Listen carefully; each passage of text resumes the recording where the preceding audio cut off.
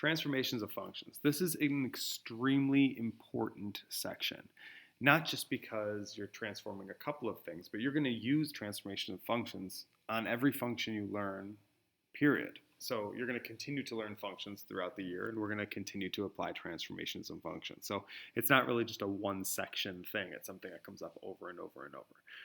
Well, first, inside the parentheses, horizontal shifts. That plus C inside your parentheses right there is moving it C units to the right, okay? The plus C in here is moving it C units to the left. I know it doesn't make a ton of sense. You think the plus C is going to move it to the right, but essentially what it's doing is it's effectively moving it 2 spots to the right, and you need to undo it when you're looking for your new graph. So that might not have made sense. But just know that C units to the right and C units to the left are noted by minus C and plus C. Well, reflecting graphs.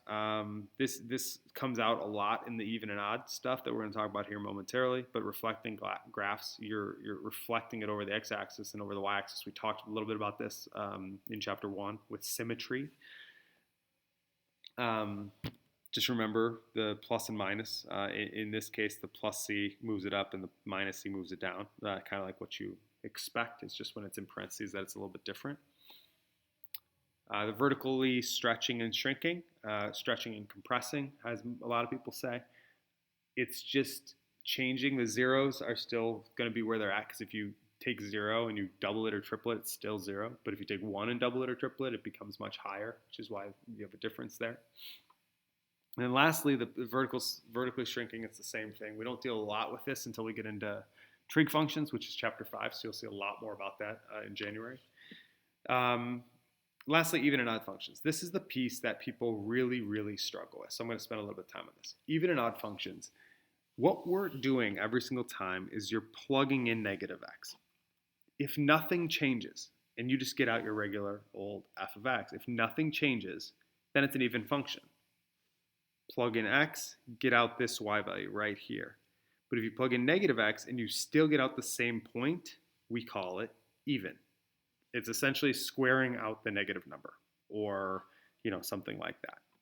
Odd functions are different. Odd functions are where you plug in negative number and it makes everything negative. Not one piece or 2 pieces, but everything negative. So in this case, you plug in x, you get out, let me use my pen here, you plug in x, you get out this y value.